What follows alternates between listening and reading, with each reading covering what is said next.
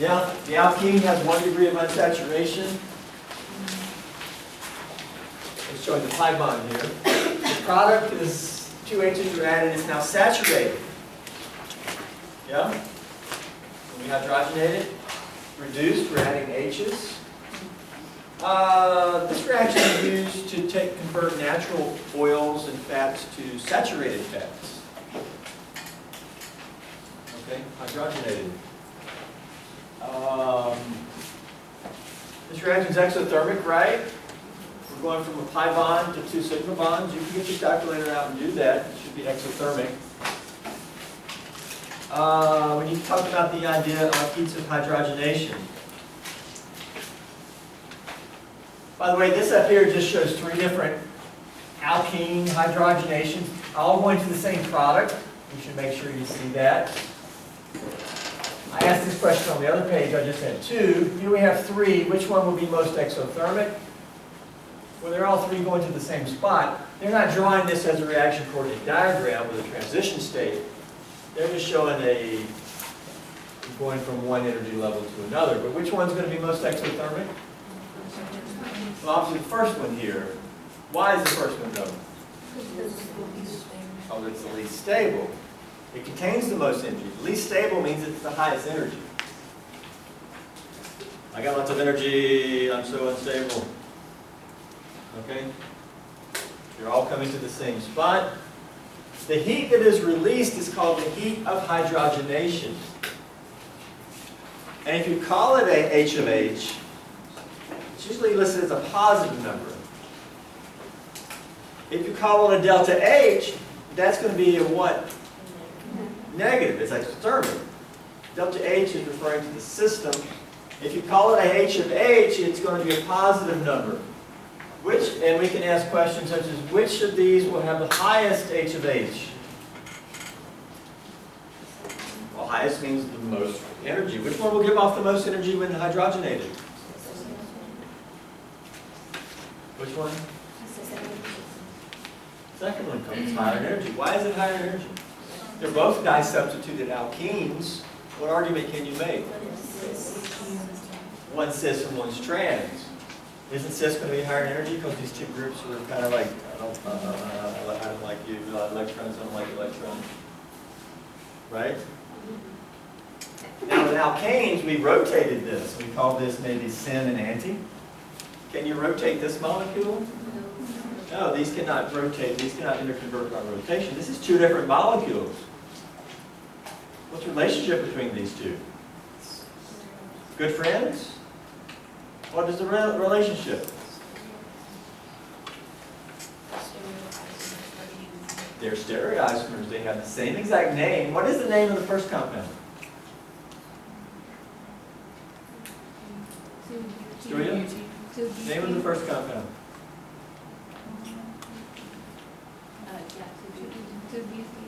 2-butene.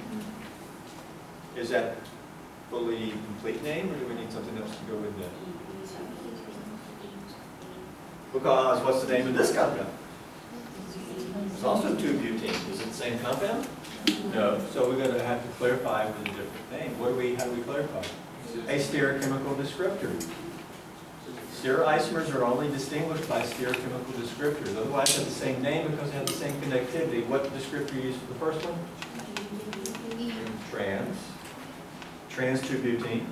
And the second one is cis 2-butene. Yeah? You got nomenclature? Yes. This would be a higher heat of hydrogenation. It gives off the most heat when hydrogenated because it sits at a higher level. We can ask a couple other questions while we're here. Which alkene over there reacts fastest with HBr? One of them reacts 100,000 times faster than the other.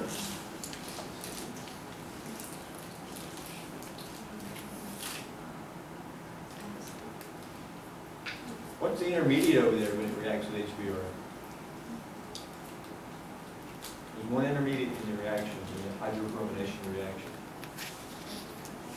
Carbocation, right? Well, the answer is based on which carbocation is going to form fastest. Because the forming of the carbocation is the rate determining step, right? Okay. So which one do you expect to form carbocation faster? Why the second? Because it'll be a tertiary. Because it'll be a tertiary carbocation. Where are you going to make cation, left or right? It'll be tertiary. And that's tertiary is more stable. And typically the transition state leading to something that's more stable is going to be lower. Yeah. Cation form here will be what?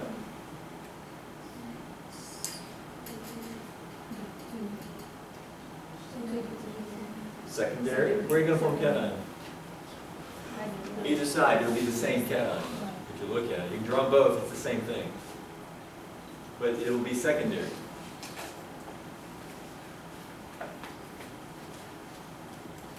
Tertiary cation is formed way faster. The rate of that reaction is depending on what step, the rate of terminal step. Really, the question is really which one's going to form carbocation faster. That's what the rate is based on. How about this question down here? Both of these reactions give the same product. You should see that. Which reaction will be faster though?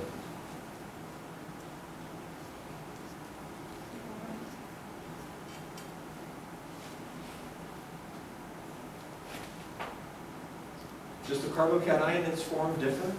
Or is it the same? It's the same carbocation. So you can't say that one carbocation is better than the other. What's the argument here? Somebody said an answer. Top or bottom? Which reaction? You said top is faster? Why is the top faster? Who said that? Why the top faster? Because it's stable than the other one. Okay, you can't compare stability of the two alkenes because they're not the same. The top one is less stable.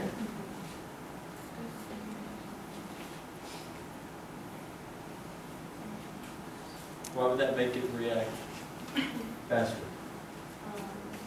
Because the activation. Well, I would recommend that you do a reaction coordinate diagram. Okay, this can help you see things, organize your thoughts. We have reaction progress, right? We have some type of energy. We can call this A, B. If we start these here, they're not the same. A is higher in energy. A, B. They form a carbocation intermediate. It's actually the same carbocation intermediate here.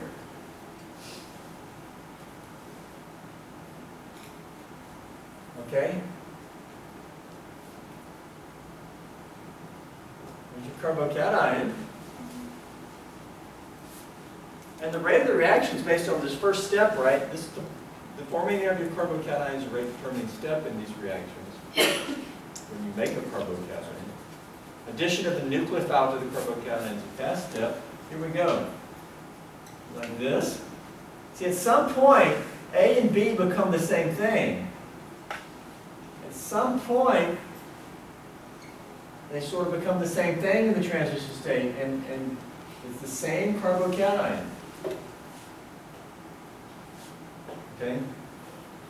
Those are meant to be equal intensity. One didn't hardly show up. I'll do it again. There we go. Okay. Well, which reaction is going to be easier? A to carbocation or B to carbocation? A. Why A? Because it's already kind of up there. Who can climb the top of Mount Everest first? Here we go. We got Mount Everest. Okay.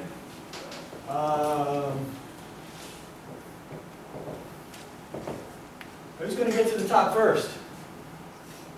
Which one is going to get up there easier and expend less energy?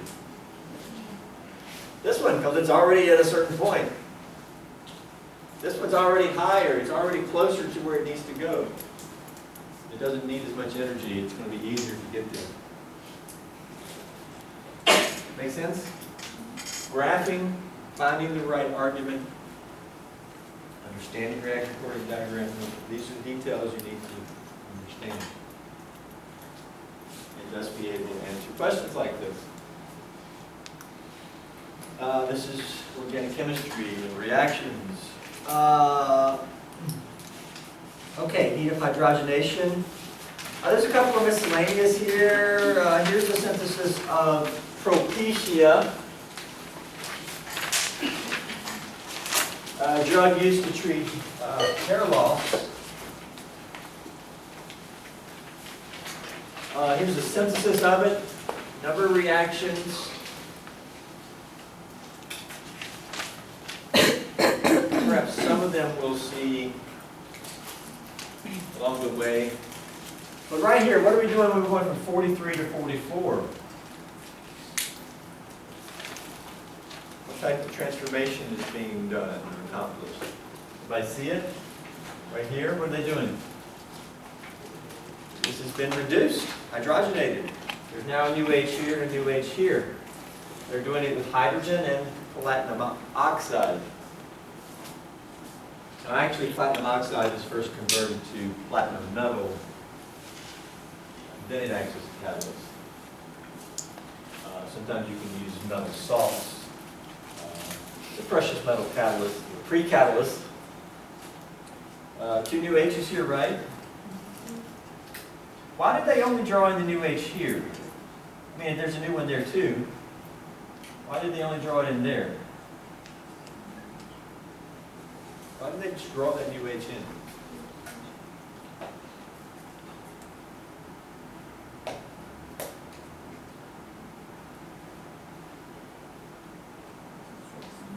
Is it to show like the stereochemistry, because since it's synthetic, if you know what that one is, you know what the other one is, like the way it's oriented. Well, I'm not quite sure what you're saying, but the answer is because this carbon is chiral, the other's not.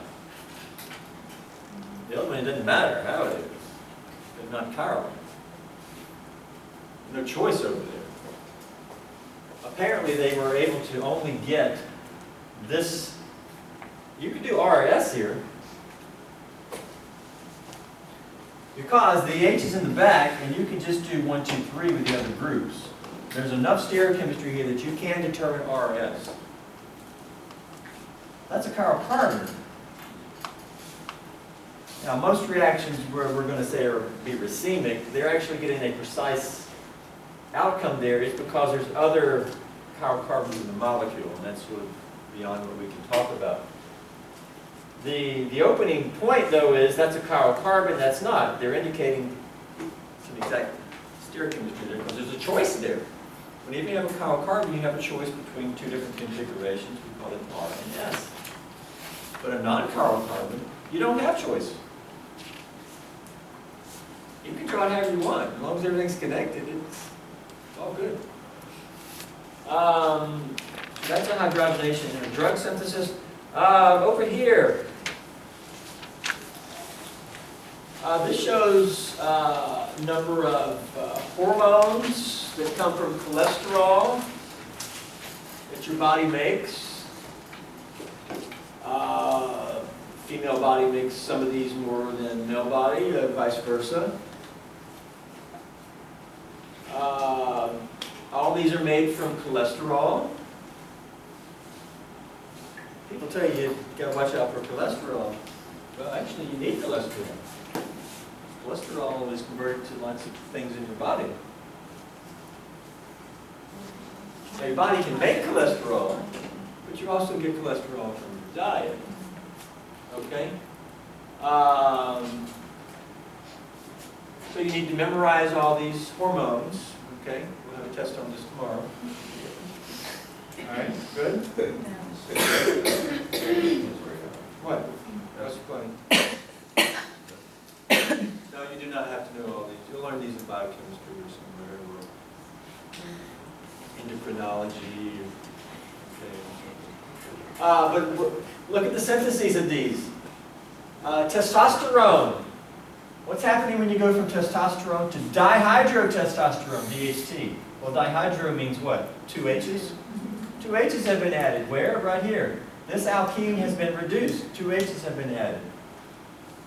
Now, does your body use hydrogen and platinum or something? No, your body uses enzymes. 5-alpha reductase. It is a reduction, right? Adding H's. That enzyme, and that enzyme is known. It's been characterized and studied in this, okay? All these pathways are known.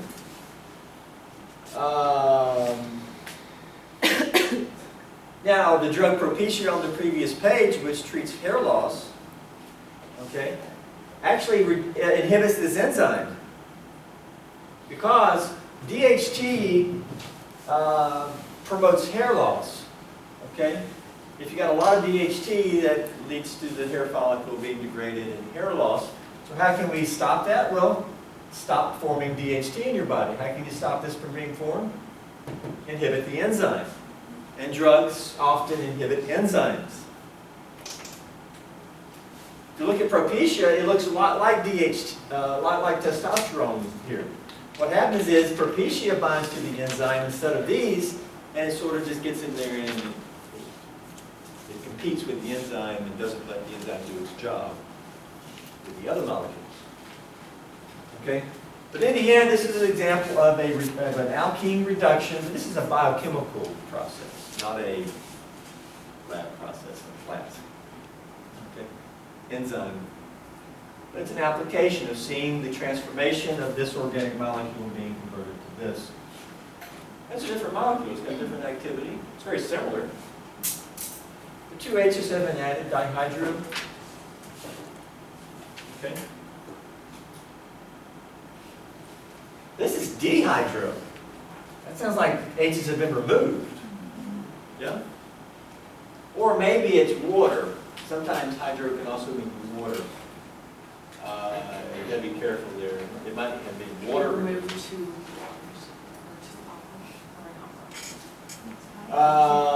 Yeah, I'd have to look at it closer. Also compared to the, and here sort of without it. I'd have to look closer. In the end, names can help you tell what's going on. Okay. Hydrogenation there. That finishes up that handout. Let's look at the purple alkene, I believe. I'm sorry, not alkene, purple stereochemistry.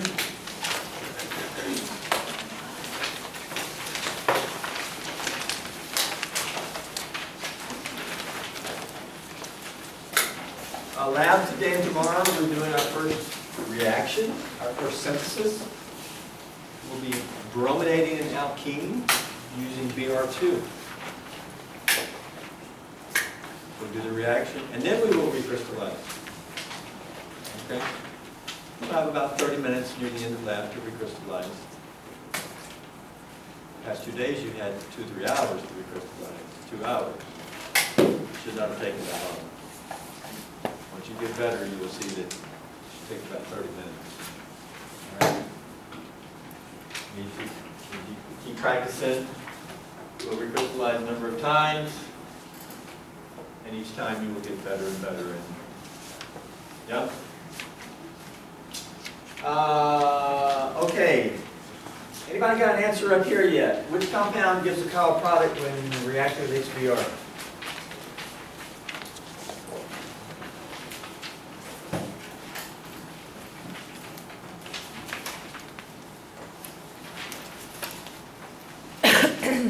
Anybody got an answer up there yet?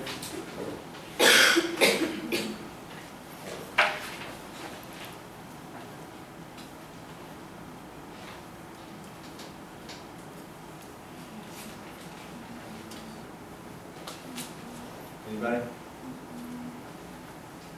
Yes? What was the third one?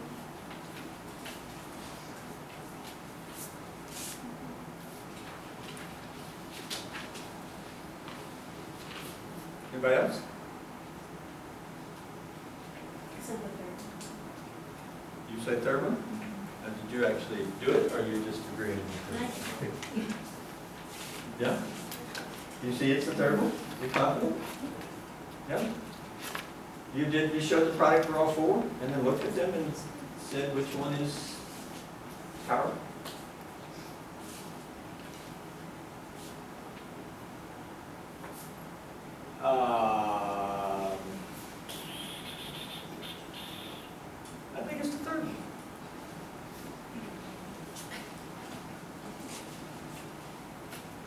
Yeah.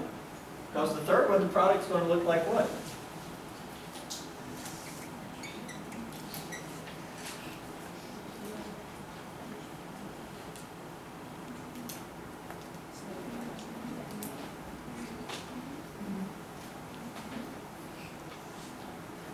Is that it there? Where are you going to make cation at? Left or right? Left. On the left. Will that actually be a cation, or is there, we're going to say NAF? It's an NAF. Will it actually be, is there actually a cation formed in this reaction? Yes. Because whenever you attack this at H, there's nothing to back bond. The H doesn't have a long pair. And if you look at the outline, it was, I think, A and B. And all of the A reactions were attacking H+. Whenever you attack H+, there's no back bonding possible. And you get an actual carbocation. Only when you move to other things, like attacking bromine, and that new bromine can back bond because it has a long pair. This is a free carbocation. We see this product here, there's new H there, right? It's chiral, correct? Is that a chiral carbon? Thus it's a chiral molecule because that's a site of asymmetry that ruins it for the whole molecule. Well, the product would have to be R or S.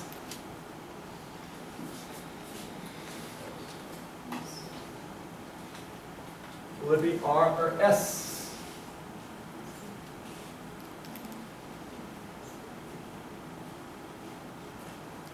Well, we can look through. Let's show mechanistically.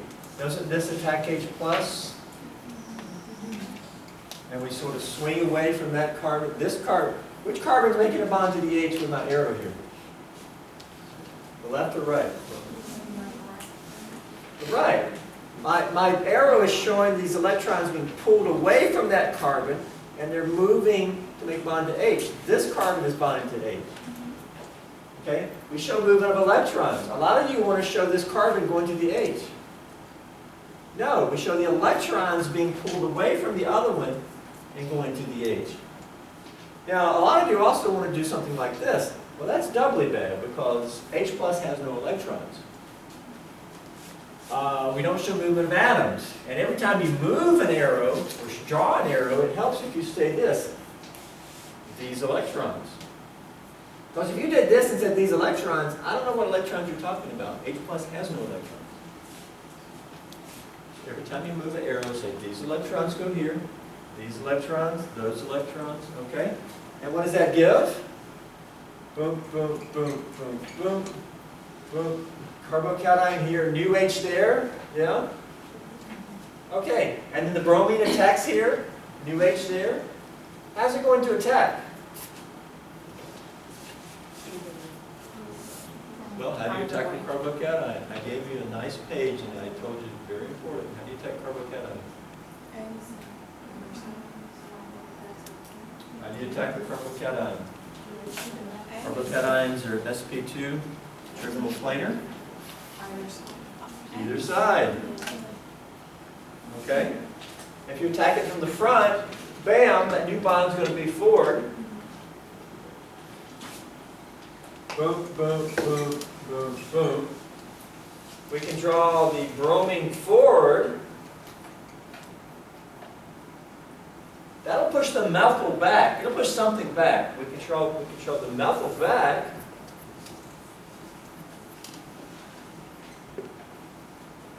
And so when you do this, these electrons make bond here. You see they're going to be coming in forward. See, I'm in the plane of I can't draw anything coming forward, but you have to envision it coming forward. But you'll also get what?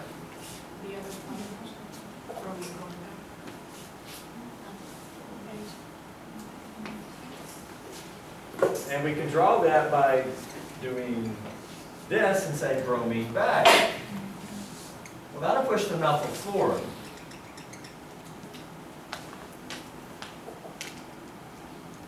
And you'll get both of these. In what type of ratio?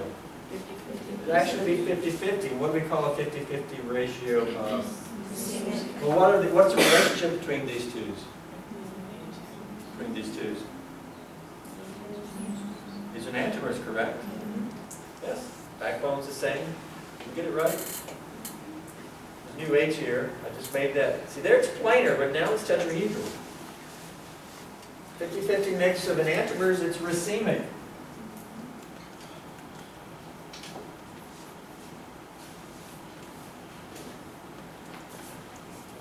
So will it be R or S? Well, it'll be both. In a 50-50 ratio. Will that product be optically active? Who said no? Will the product be optically active? You may ask for clarification of this question. Nothing ever wrong with asking for clarification of the question. Who said no over here? Why no? Because half and half are an X, they'll cancel each other out, so if it goes toward like R was negative, it would go towards one side of it. Okay, because the racemic mixture is not going to be optically active. It'll be 50-50, Y cancels each other out. Okay, the reason clarification might be needed here is you actually have two products. And you might say, are you referring to both of them together as a mixture, or are you referring to them individually? Individually, if they were separated, they would each rotate pp light. But, okay. So it might be better to say, well, that product mixture. Because until you separate them, it ain't going to, your product mixture will not. So that's why I'm saying the question may need to be clarified a little bit. Individually, each will, but you get a 50-50 mix of the two. That's the product. The product sounds like one thing. The product is actually two. You get what I'm saying? Okay. Let me ask you this. Is that reaction, remember we did think, is that reaction regioselective that we just did? Did we have a choice of regiochemistry? Well, even that question needs clarifying because, I mean, could the bromine have ended up over here, not here? Theoretically, because we could have made the other cation, and you're like, well, we should not, so we really didn't have a choice. Well, it's said to have a choice, but this reaction favors highly what we're showing. It's regioselective. The bromine bonds here, not to the other carbon of the alkene. Bromine's going to end up here, not there. It is regioselective.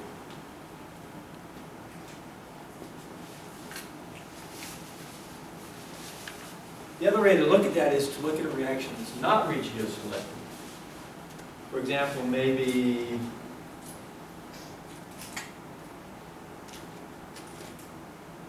here. If you did this reaction with this alkene, do you expect the bromine to be majored only here? Or might it be here just as well? It'd be either, because either would be a secondary cation. So this would give you two bromopentane, but it also will give you 3 bromopentane, just as likely. You don't have regioselectivity. But over here you do, because you have a much better tertiary cation than a secondary. So it is regioselective. Is this reaction enantioselective? No, it gives both enantiomers. It's not enantioselective.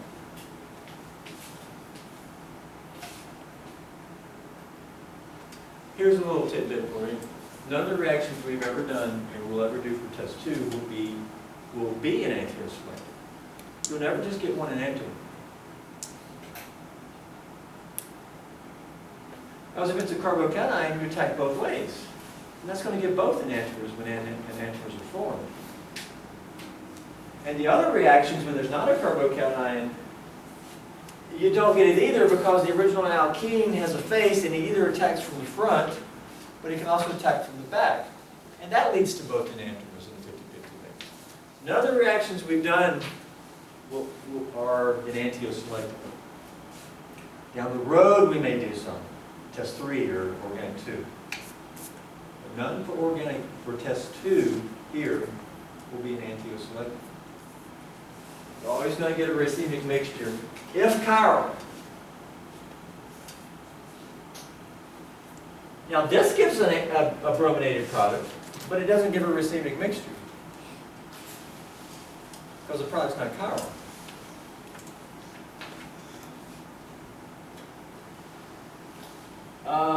Okay.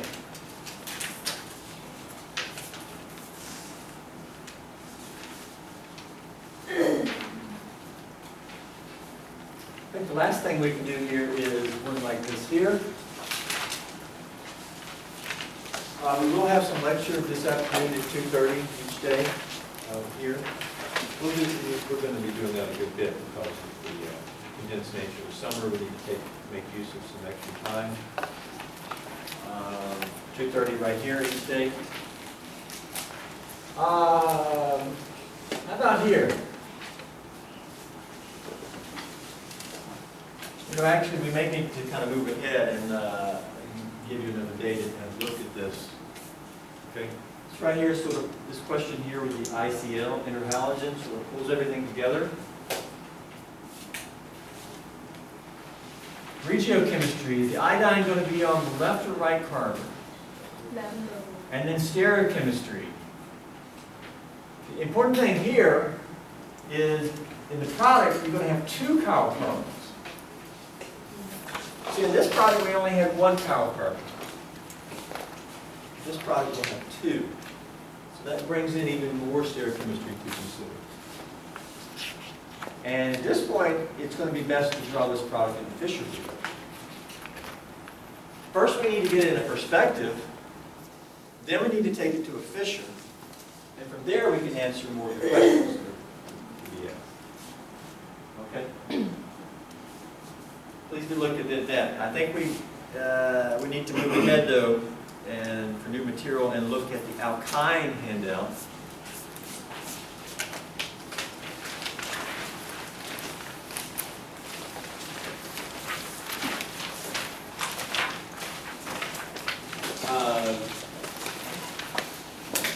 I've heard that you can have all kinds of fun with this chemistry here.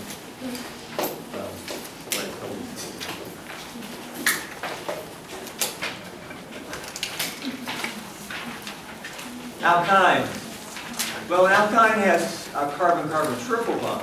How many pi bonds is there? 2 pi bonds. Alkene's 1 pi bond. That pi bond is reactive. That's why it does all these reactions. Alkynes have 2. So in some regard, alkynes can be considered twice the fun. Right? Indeed, they are. In the end, guys, the chemistry here is going to be very similar to alkene. It just has 2 pi bonds. Everybody good? Got the handout, Jeff?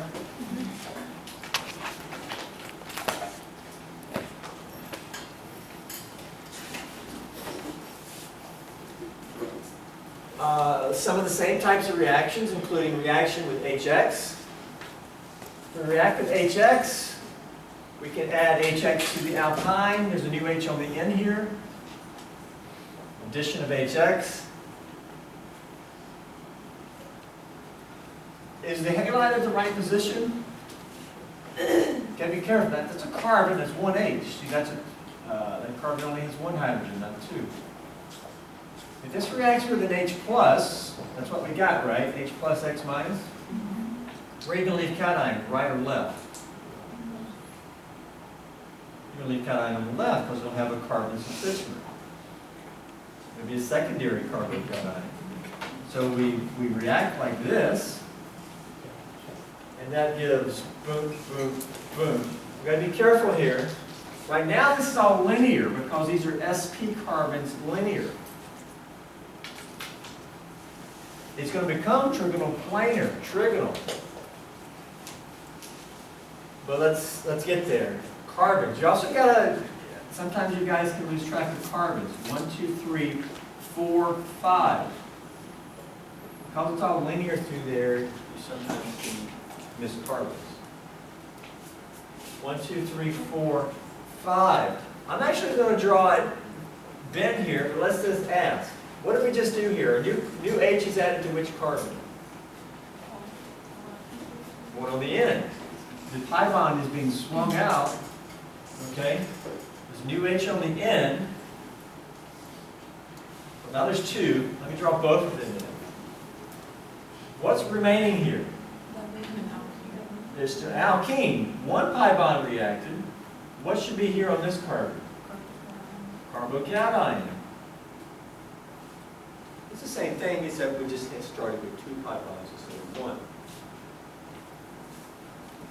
Okay? We just made that new CH bond. Now, I'm doing it like this. Some books will have a discussion about how this may not be correct. What do you think about the stability of this carbocation? It's double bonded. What's the hybridization here? Let's start with that. Hybridization? SP? Right? Is there an H on this carbon? No. No. Still no. What's the geometry of an SP? Linear. It's actually still linear. I drew it wrong. I drew it, eventually it's going to become, see when the halide adds, it then becomes trigonal planar. So I could have drawn it like this. You may not want to do this, you can just see. I could have drawn it like that, with that being linear through there still. That's actually more correct. But for some reason I tend to do it like this because I know what's coming. I know it's going to become trigonal. Now this is SP. Other carbocations, such as over here, this was SP2. Which would be a better carbocation?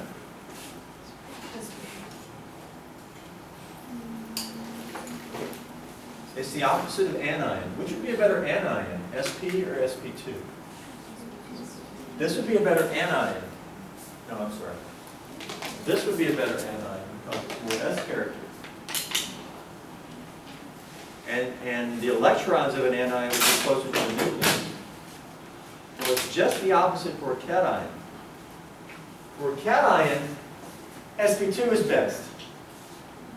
And this tends to be considered pretty darn bad.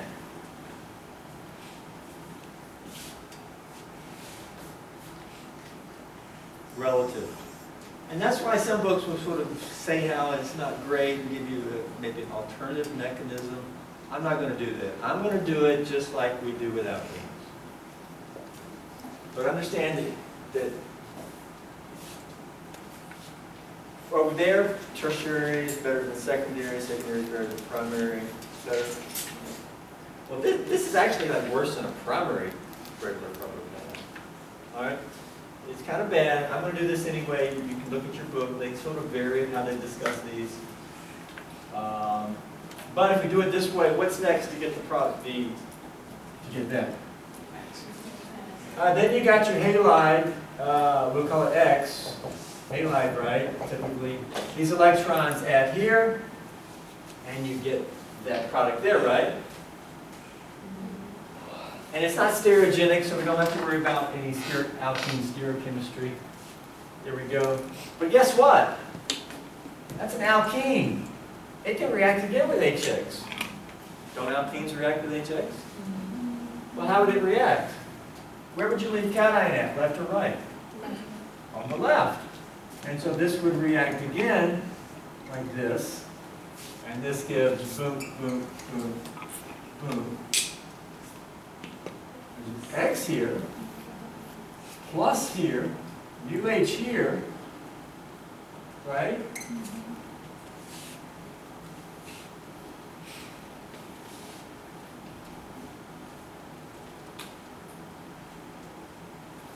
Like a chlorine or something. What do you think about that cation? Is that the best one, or should we have made the cation on the N carbon? Why is that one better? Oh, the secondary. Somebody say tertiary?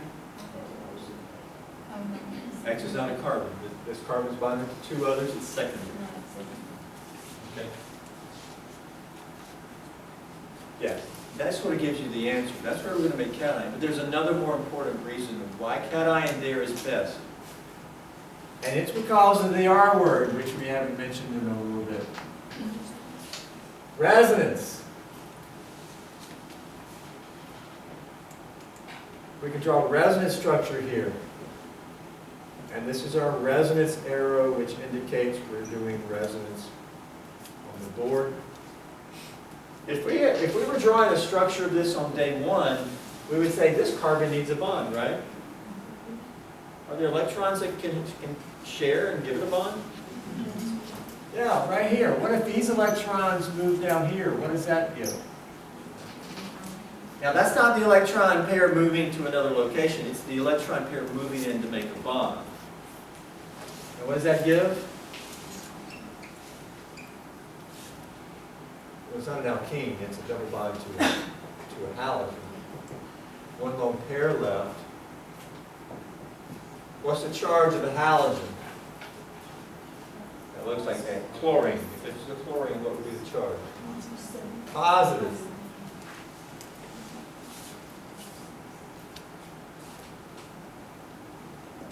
Can we help carbon out that way? Now the carbon has 4 bonds.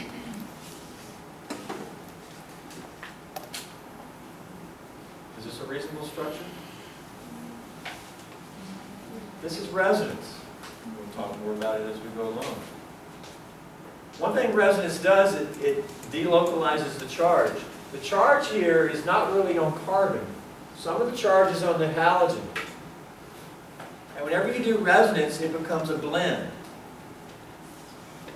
We mentioned this before, blend. It's like paint or ice cream. It's like, this is pink. I'm showing you red and white and asking you, hey guys, it's really a blend. It's really pink.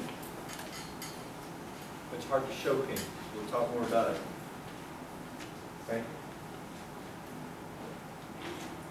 But you actually have resonance, and that's the more important reason why the cation is there, because a resonance stabilized cation is good.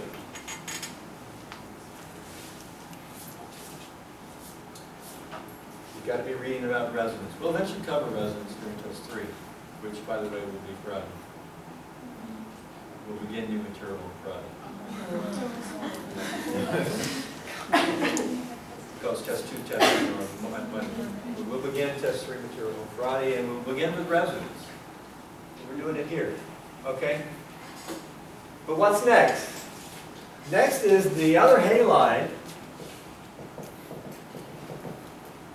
These electrons just add here, and that gives you this product, right?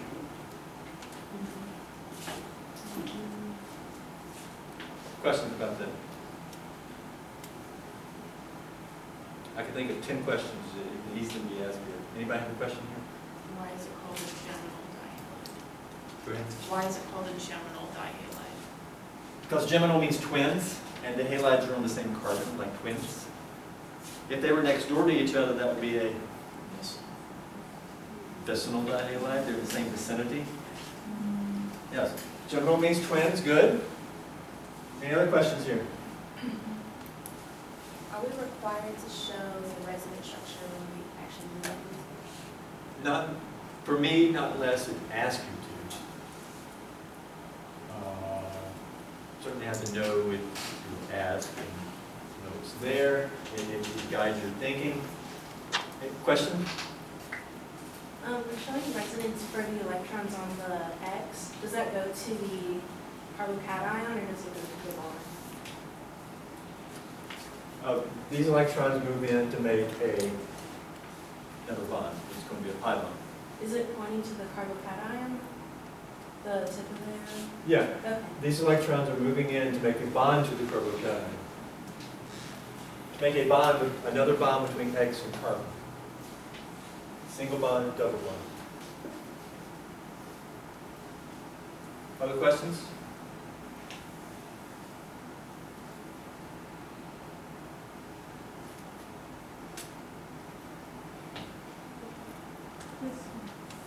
Yes. Is the other halides can go down also, and then both are on the top for the product?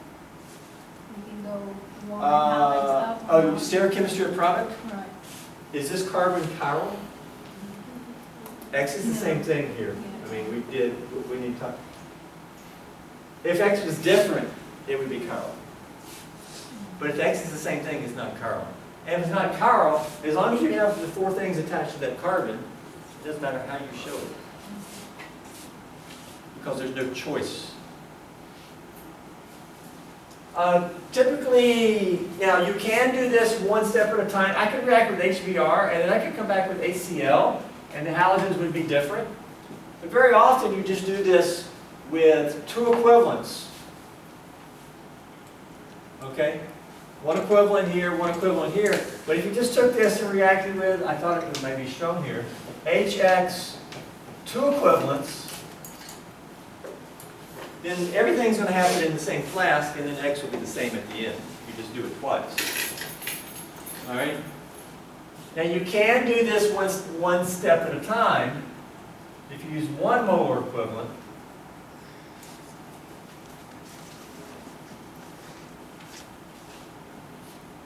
you can also do this with halide, halogen, elemental halogen, like bromine. Pi bond attacks the halide. But in this case, you're only going to get E here. The 2 halogens are going to be trans. Why would they be trans?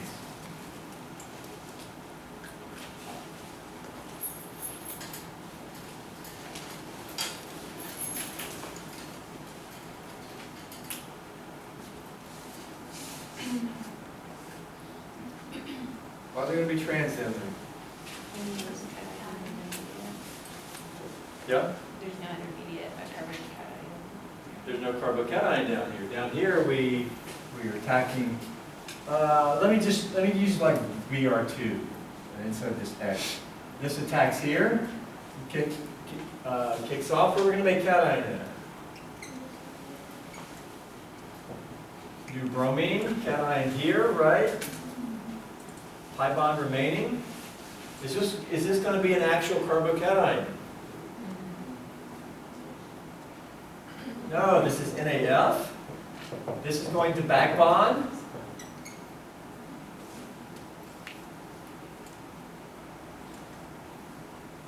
And when it back bonds, we get a pretty darn strained ammonium ion. That's not actually formed. Then the other bromide attacks. Where is it going to attack? Left or right? What's the same question from as before? It's actually the answer is right here. It attacks the same place you would have cation, right? Attacks here, but how does it attack? It attacks from either side of this carbon, or does it attack backside, right? Attacks backside. If the bromine is straight up, this is going to come in straight down, kick that off. And in the product, we would have boom, boom, boom, boom. Here, I got a bad bond angle here. I need to draw this up so I can put the bromine down compared to that being up. 1, 2, 3. Don't lose a carbon. Right? And the bromines are going to be E, opposite. Yeah? The bromines are opposite.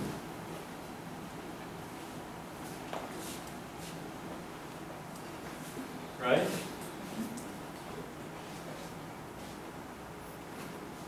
It's E because we know the mechanism involves a backside attack here.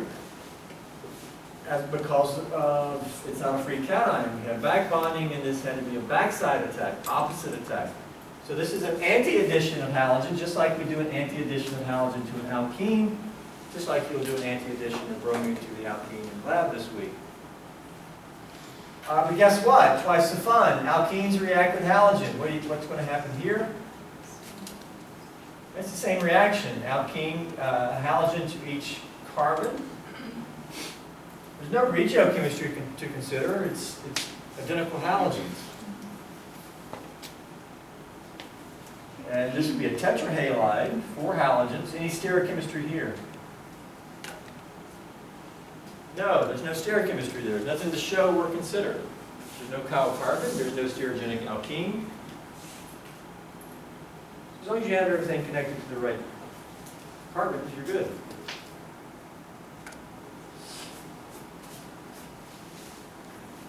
Yes, each carbon is tetrahedral. You can show dashed and wedges if you want. Any way is good, as long as everything's connected to the same spots. I've been trying to figure out why I'm dealing with X here, why I'm dealing with X here. I think it's mainly because that's just an overview.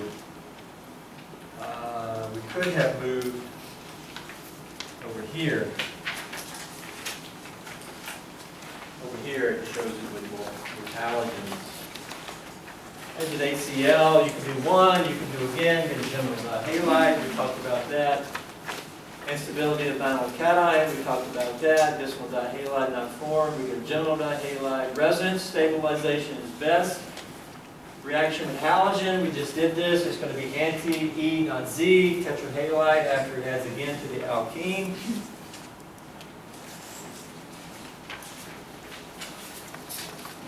So that's reactions with HX or with X2. Over here, we can look at addition of water to an alkyne. Hydration of alkynes. Before we do that, let's take a 2-minute break, and we'll pick up here.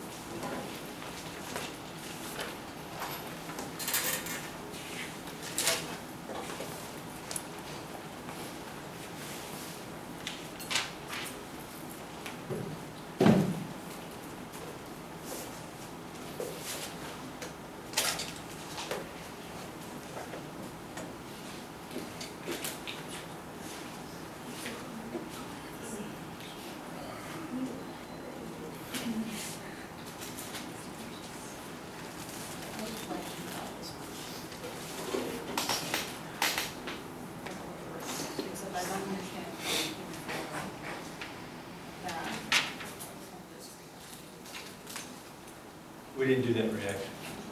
We may not cover that until the very end of the course. It's a radical reaction. Whenever you see the peroxides added, it's a radical reaction, and what it does, it reverses the regiochemistry. So instead of HBr this way, you end up with HBr that way. And the reverse would be called antimercarbon. So peroxides leads to the antimercarbon of product. And knowing that, does that product shown look right?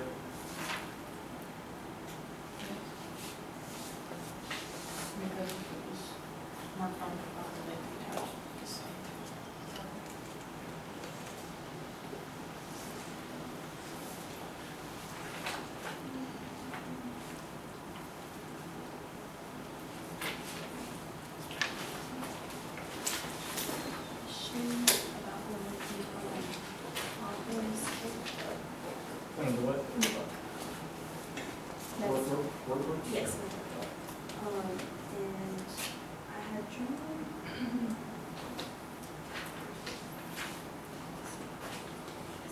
I had drawn the fish projection where it was supposed to, and then I drew my product as far as wedge and dash and stereochemistry and all. Projection is different. And my question is, are the terms when it comes to projection and the time, say this color is color, can you still alternate between wedge and dashes for that carbon in the same thing? Or can you like? I'm not quite following you. So- I need to see it for a more specific question. So. I have not showed you yet how I would recommend doing these. Because that one is going to, Because these would go through for the answer. And that's what I'm going to recommend. I'm going to recommend you put, no, I'm both in the plane. Are they both in the plane or they? That's why I was confused, because I put them, I put the iodine on the wedge and the chlorine on the dash, because No, I it would put, doesn't match. I would put the iodine and chlorine in the plane. And you just. That's gonna be easy. I would put the existing groups for that. Show me the answer. The original group should more than that, unless I don't.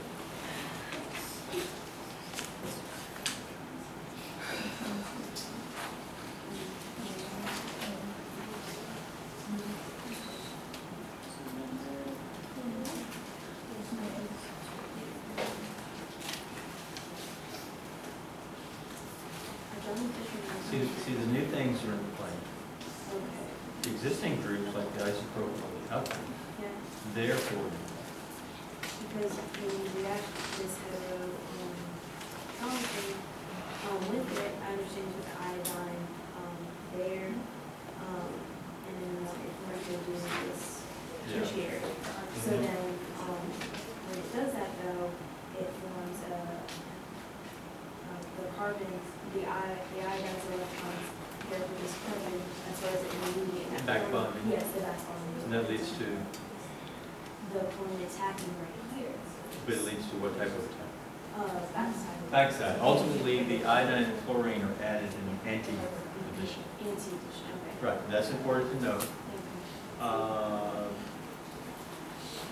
But it's easier to put them in the plane, which is what I did. Okay. See, the iodine is straight up, chlorine is straight down. Yeah. Rotate this first. I haven't showed you how to do this yet. Okay. Now, I could ask, why didn't you get it right? You could get it right doing some other approach. Yeah. But what was the problem? Why did you apparently not get it right? It was just the projections. Do you know you did not get it right? Yeah, when I drew it, because I didn't know. Because it could be you have the right product, you Yeah. just have it drilled differently than I do. Yeah, But if they're the same, you're right. yeah. 'Cause You I may, just- you may not know that you're right. Okay. You may think you're wrong, just because it's drawn differently. Well, we'd have to look at it. And the one I alluded to here is where we're going to do Oh. stuff like that. Okay. Okay, that's where we got to get to. That's one of the more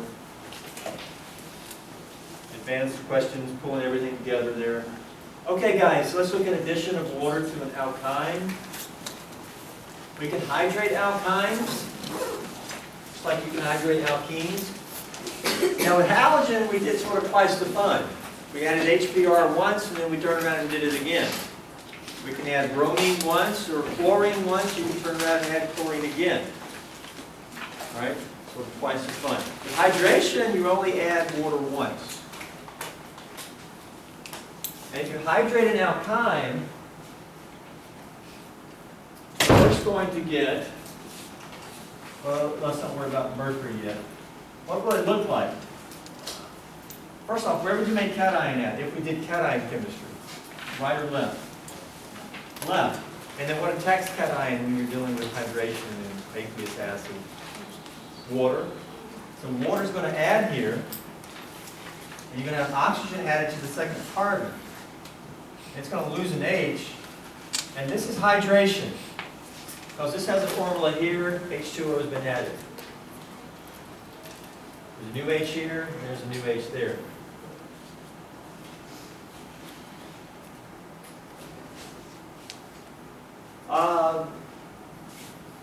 You only hydrate once. And this is called an enol. Ene like an alkene. There's your alkene. It's got an alcohol on the alkene carbon. Right? So it's like an alkene alcohol. But all that's shortened to enol. All right? You may have heard enol before because that's what a donkey sounds like whenever the donkey says something. Ever heard donkey? Anybody live on a farm? Donkey goes, enol! Look it up on YouTube. Sounds more like a donkey though. You didn't know what donkey was saying. Enol. But enols are not stable. This is sort of an intermediate, a neutral intermediate to your structure, but it's not stable, it continues on. That's what the brackets mean. Brackets mean you can't isolate this. It's formed, but it quickly rearranges. And the enol rearranges to this. In this case, it's a ketone, right? The carbon is still bonded to the oxygen, but now it's double bonded to that oxygen. Ketone. This is just a rearrangement, same formula. Just called a rearrangement reaction. Specifically, though, it's called a tautomerization. This rearrangement is called a tautomerization. We'll look at that closer. Let's do mechanism over here first. How did we get there? First off, this is aqueous hydration. Alkynes don't react as fast as alkenes. Why not? Have we said any reason why they don't? Well, when this reacts, what type of cation do you get? It'll be here. Remember what we said about the cation? I said some books don't. It's a vinyl cation, good. It's SP. It's not a great cation. Because of that, alkynes don't react as quickly as alkenes. You're making a pretty bad cation. Because it doesn't react as fast, often a mercury ion catalyst is included here.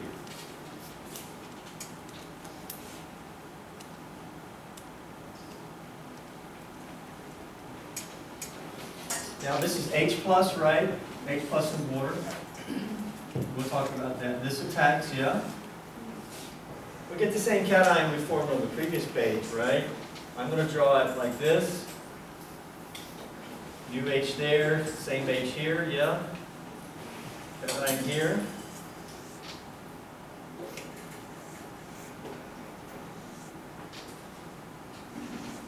Now see, how can this act as a catalyst? Well, it turns out that you can also attack mercury 2+. And it's apparently a little faster. It'll attack mercury 2+ a little faster than H+. I'm not going to explain why or what. But I'm going to tell you this. Mercury is often used here. In the textbook, you'll see it. But it doesn't have to be used. And in fact, next week we'll do this reaction right here, and we're not going to use mercury in lab, mainly because mercury is toxic and it's an environmental pollutant. Okay? But in textbooks, you will still see mercury used here whenever you hydrate an alkyne.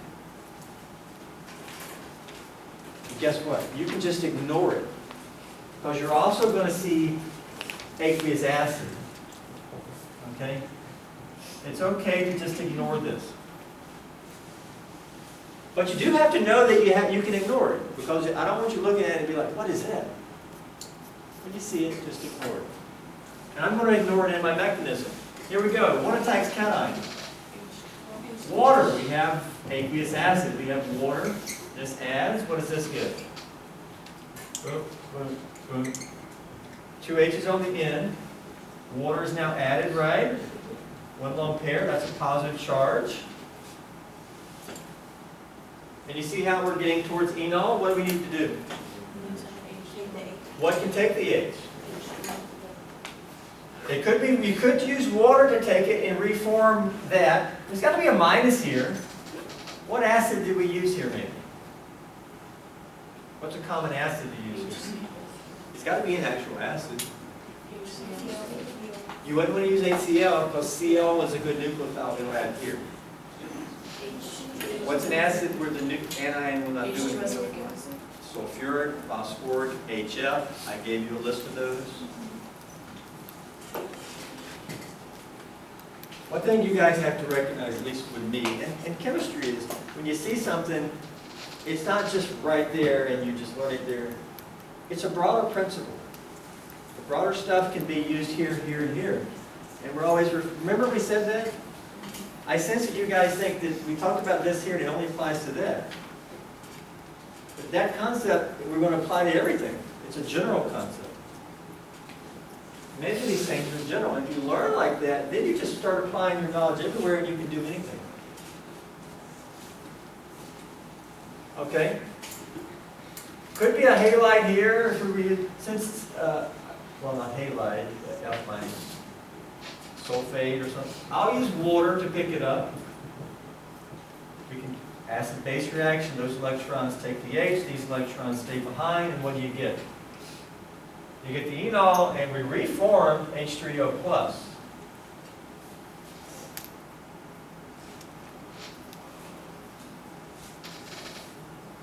So actually, either one of these is catalyst. You can either use H+ catalyst or mercury catalyst. I did it with H+ catalyst.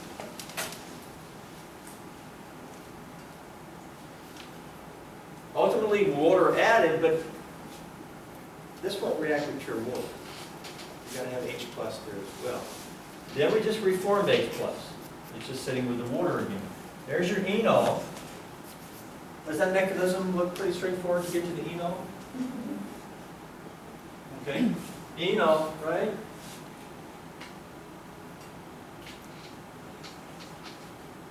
But you only hydrate once, because the enol will then undergo a rearrangement. It doesn't hydrate twice.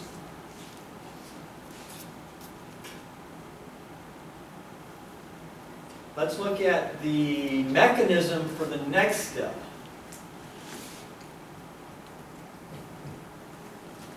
What's the mechanism there?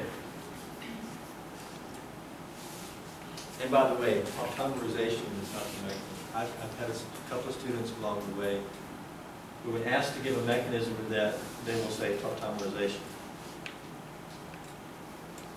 That's not the mechanism. That's a word describing what's happening. That's like writing over here, writing hydration for this mechanism. That's just a descriptor, okay? That's not the mechanism there. What is the mechanism? The mechanism is where we use arrows to show all electron movement. So what's going on over here?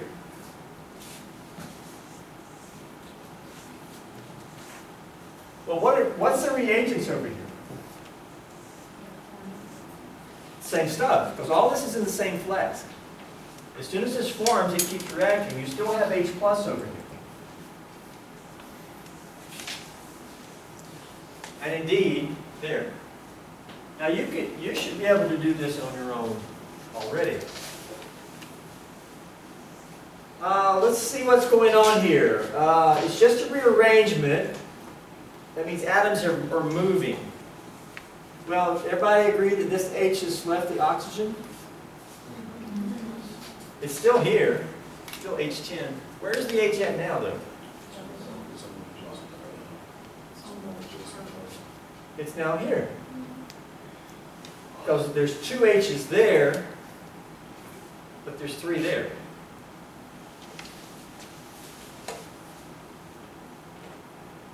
This is actually the definition of tautomerization, which is what? It's up top. What's the definition of tautomerization? A mechanistic process that involves relocation of what? A single H. And, though, relocation of at least one pi bond. We relocated one H. No other H's moved. Did we also relocate a pi bond? Pi bond between carbon and carbon. Now the pi bond is between C and O. This is definition of tautomerization. And these two, what's the relationship between these two? They're called tautomers. It should be written somewhere.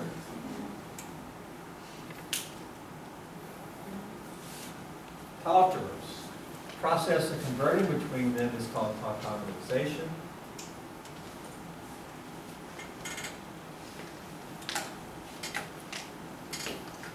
Specifically, we can call this the OH tautomer.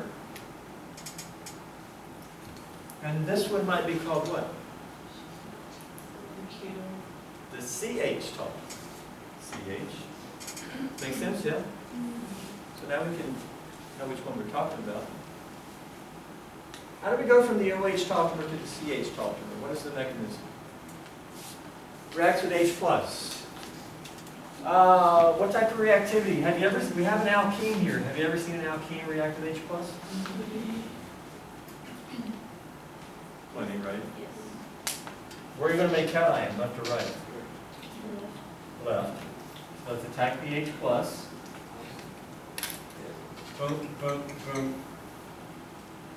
Boom. New H on the end. OH here. What's here? Carbocation, right? Yeah? We don't want to make carbocation on the other carbon, do we? No. All right. What can we do now? Anything? Do we recognize anything that's here? Resonance. These electrons can move in here. Why would they do that? Physics. Minus like plus. Electrons like plus. Everybody agree? Do you agree that those electrons are going to be attracted there? You're a carbocation. We're single bonded. I'm an oxygen. I got a lone pair. You're a positive charge. Ooh. This is going to start attracting over there. Right? But what is the attraction between two atoms called? A bond? Very generally speaking. Yeah. And we can actually show a new structure.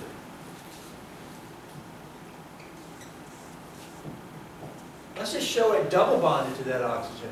H is still there. One lone pair is still here because the other lone pair moved in to make pi bond. This is a positive charge. That's resonance.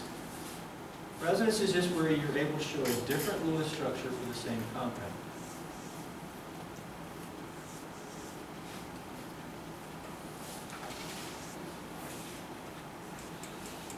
Are we getting closer to the CH tautomer? What do we need to do? What can take the H? Got to be a minus here. Okay. It could even be HX. I mean, it could be a variety of things. Since there's no minus on the board, how about I just use water again? These electrons take the H. These electrons stay behind. What does that give? Gives that, and we reform what?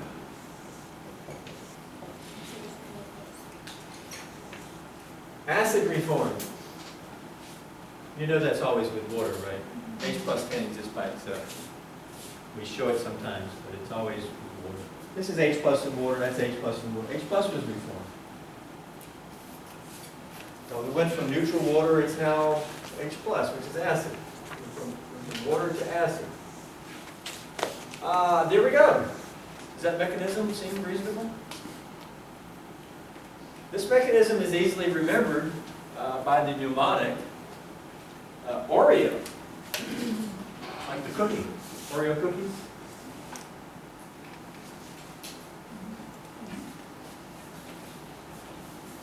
What did we do first? We put H plus on. Everybody agreed the first step we put H plus on? Okay, that's an O. What did we do next? On the board, we did what? Resonance. And then what do we do over here? H plus off. Oreo. Oreo.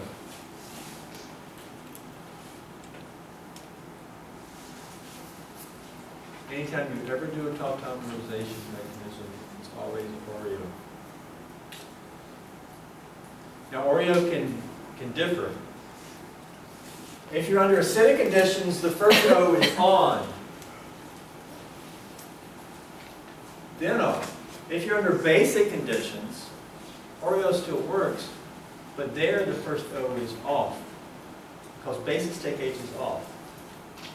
So it's reversed. It's off resonance on. Oreo always works. I don't know who made that Oreo, but I think it's pretty good. You're not going to find that in the textbook. You will find oil rig in the textbook. Yeah.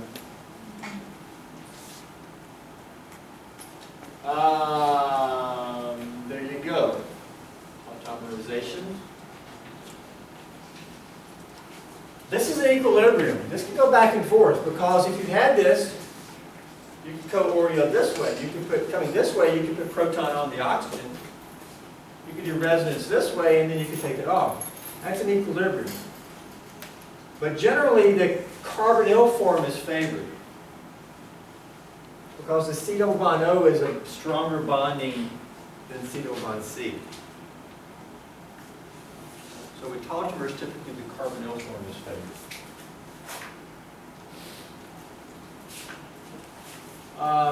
Let's look at tautomers a little bit closer. Very important. Which of the following are tautomers of the compounds shown in the box?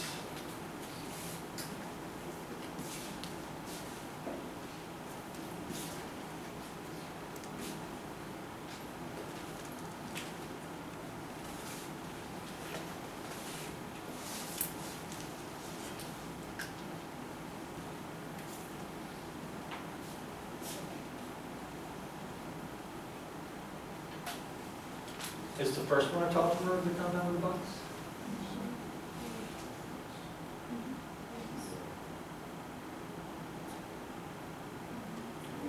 Noah? No? Yes. What's the difference? We got an H on the oxygen. Pi bond has been relocated. Has only one H moved? What's the difference? That's the same over there. That's the same over there. That's the same over there. The difference is this here. That carbon here has two. But over there, that carbon only has one. One of those H's has been moved to the oxygen. Everybody agree? Have we also relocated at least one pi bond? Yes, it's a tautomer. It's an OH tautomer of this compound. How about the second one? Is that a tautomer?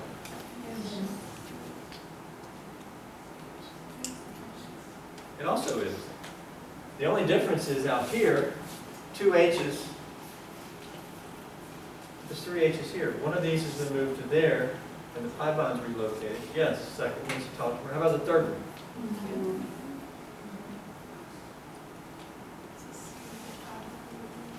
Well, this is the same. Carbonyl's the same. Pi bond has been relocated, yes. Have we only moved one H? How many here? 2, 3 here.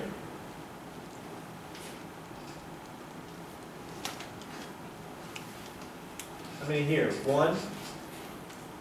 1. How many here? 2 here.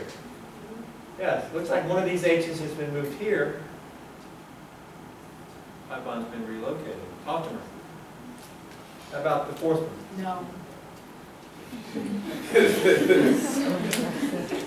You sure? Missing a double. Because I was ready to tell you all of them were tautomers.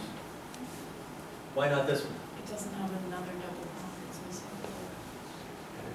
It's all, yeah, that's a good point. Have we relocated? Well, you could relocate 2 pi bonds, but it's not relocated because we lost them. More than relocated them. So this.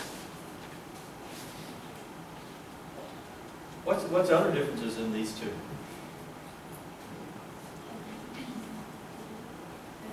If you look at it and count up the H's, this has 2 extra H's.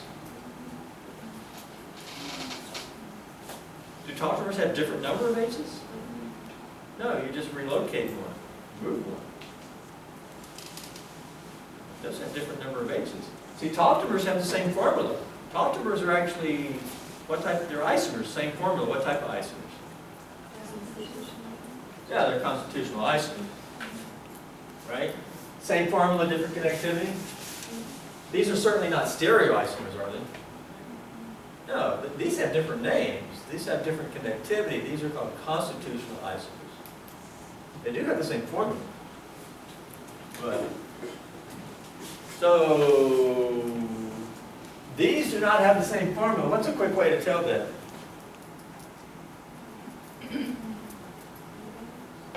It's the same number of carbons. How many DUS here? How many DUS there? It's got a different number of H's. Are the following tautomers? Get a little bit more complex, also compounds that I have some history with. Are those tautomers?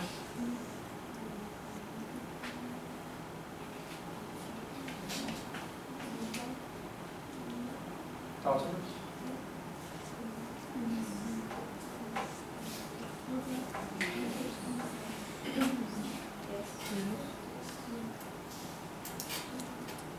Yeah, those are tautomers.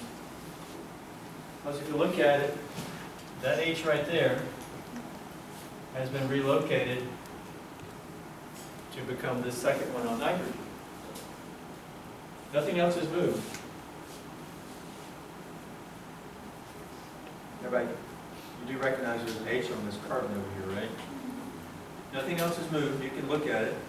And then we've relocated how many pi bonds? 2 of the pi bonds have been relocated. And yes, they do have the same formula. Those tautomers have the same formula. You just relocate a single hydrogen. Tautomers can be more broadly called what? We've already answered this. Constitutional isomers, right? Tautomers are not enantiomers. They're not diastereomers. They're not resonance structures. But they are constitutional isomers. It's a specific type of constitutional isomer.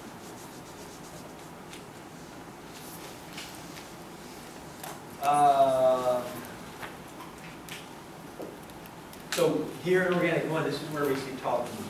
You'll see tautomers again in organic 2. And if you have me, I'll say, remember when we talked about tautomers in organic 1? And some of you act like you don't remember. So just we did cover them on June 5th. All right. So you will see them in organic 2.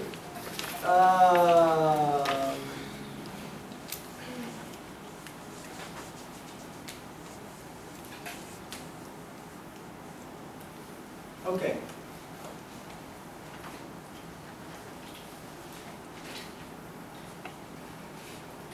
We might be able to finish this up tomorrow. I think maybe let's go back to some alkyne chemistry. You can look ahead there some before we continue on. Maybe let's go back to this one over here as the last thing today.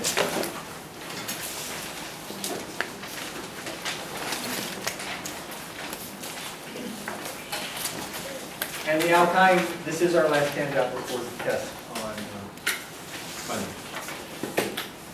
We'll finish it up tomorrow. And, Friday we'll have a second quiz over everything really, including all the stereochemistry. Okay. So let's look at this reaction here.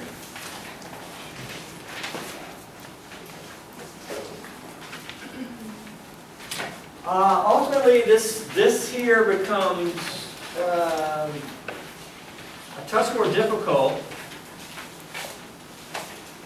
If we can compare it to what we did back over here, with this one here, a discussion there. Maybe I mentioned, that only had 1 chiral carbon. There's plenty of discussion around that though. This product is going to have 2 chiral carbons. We can see that by showing the product. Let's first show the product without any stereochemistry. just bonds connected, plainly shown. Enter halogen. You first have to think about regiochemistry. If this was Cl2, you just put a chlorine on each carbon, right? But it's not, it's different. So which carbon gets the iodine, which carbon gets the chlorine? Well, again, I say where are we going to make cation, even if it's not formed. How does this attack? Remember the polarity of ICL? For things like this, we would have a certain polarity, and the iodine is partial plus. That's what these electrons attack. When we attack, are we going to make cation on the left or right? On the left. So we pull electrons away from the left, we attack the iodine, and kick off the chlorine. That's covalent. You cannot show that ionic. Halogens like this are not ionic.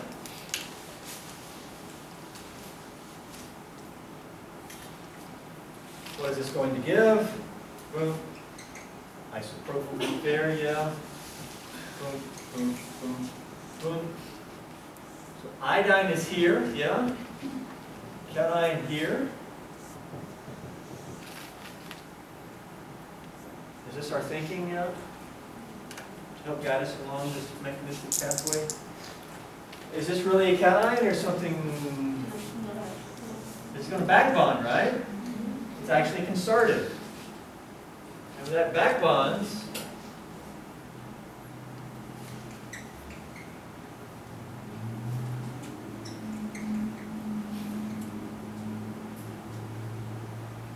we get an iodine bonded 2 carbons, 2 lone pairs, positive iodine.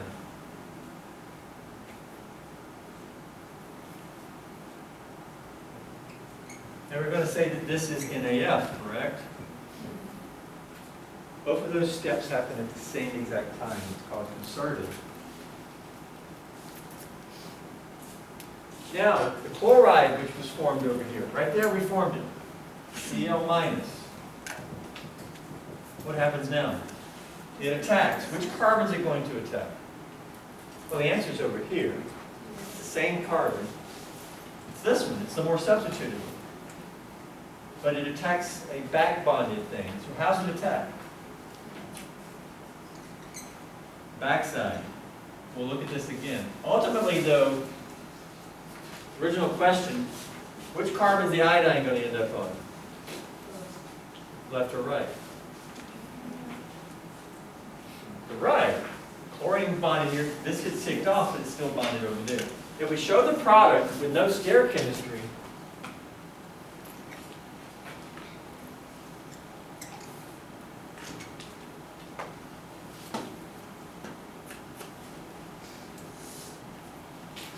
does everybody agree that's it?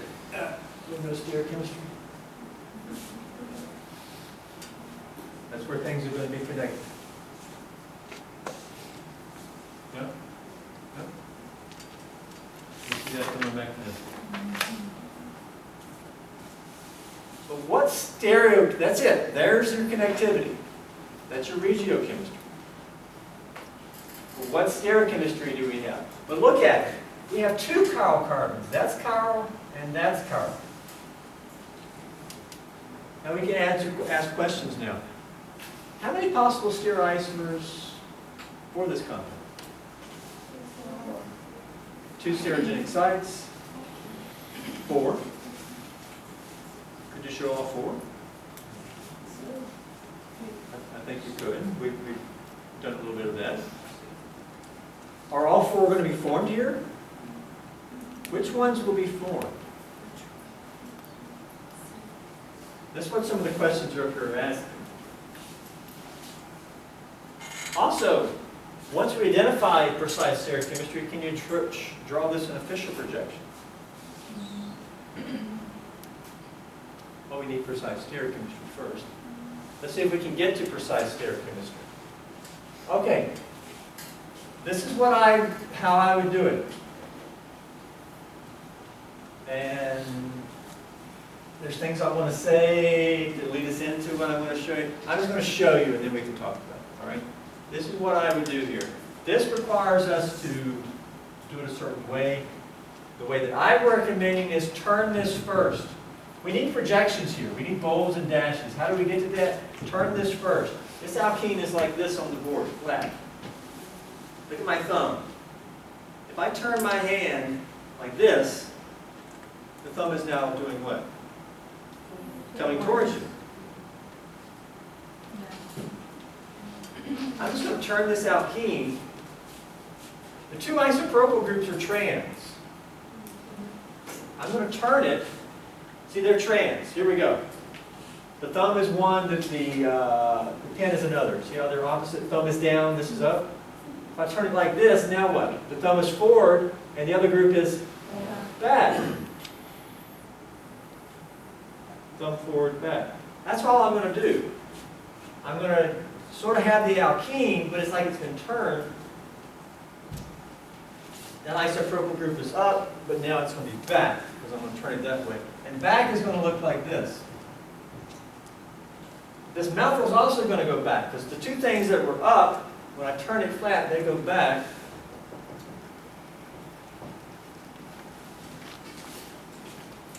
And the isopropyl group, which was down, comes forward.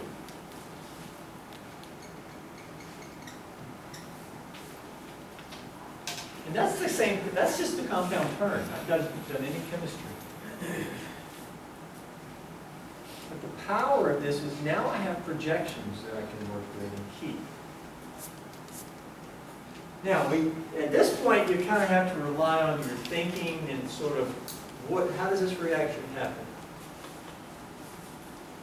Does everybody agree that the pi bond is gone in the product?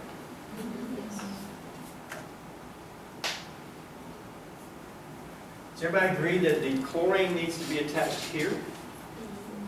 And the iodine here? Yes? How are they oriented? It's an anti-addition because the chlorine came in backside and kicked that off. I'm going to do this here, then I can show maybe intermediate. But the iodine, the chlorine is here, and the new stuff, let's put it in the plane. The chlorine straight up. Okay, that's a straight line. Chlorine straight up, and the iodine straight down. Now this looks like it's not connected. You can just make it connected.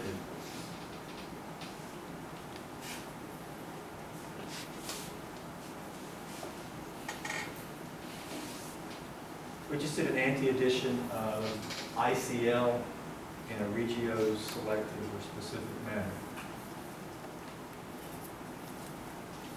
There's your product.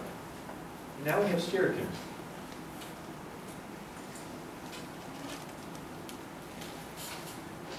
And you should be able to draw this in a Fisher projection.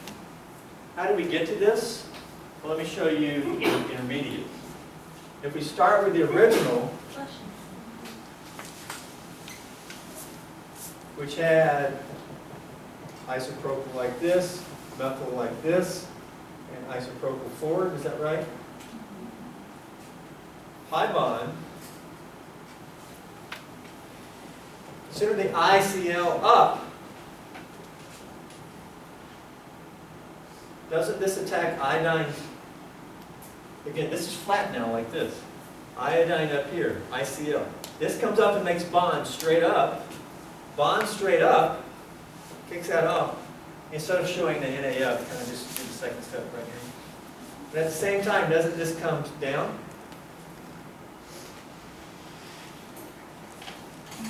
What does that give? Well, that's going to give a bond to iodine straight up. But all the rest is the same.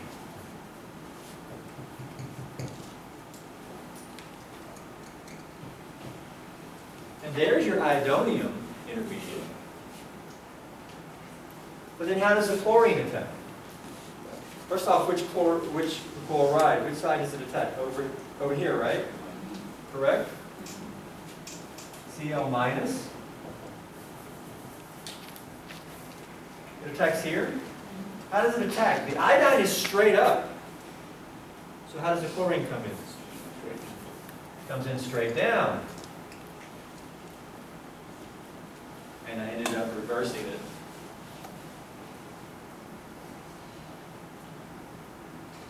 redraw that, and then we're about out of time. What does that give? Well, the chlorine is straight down, that's how it came. Why did it come in straight down? Because the iodine was straight up. The iodine got kicked off, and it's now just bonded over here. But guess what? All this over here is the same. You can kind of move the bond angle up a little bit, but it's still forward. Over here, you can adjust the bond angle some, but it's still back.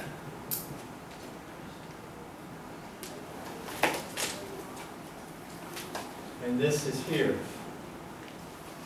That gives that. Well then what is this? How do we get this? Is this also formed? What is this? What's the relationship between these two?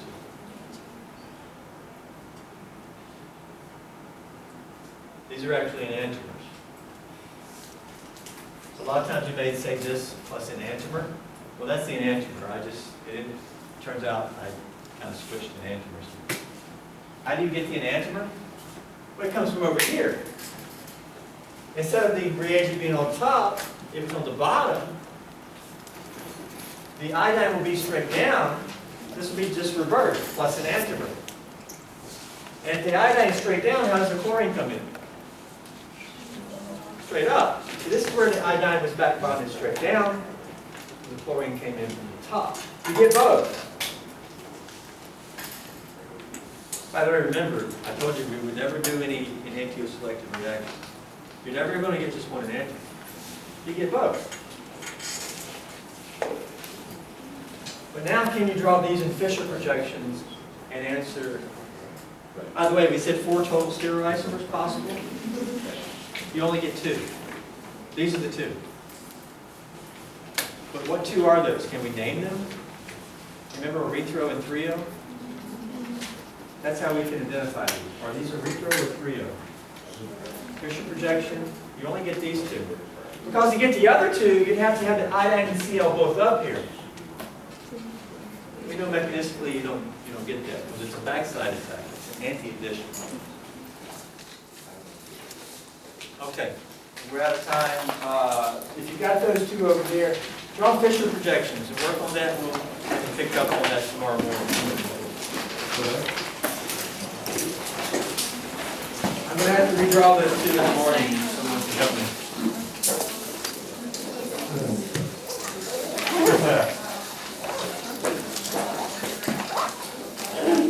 Has someone been closing that?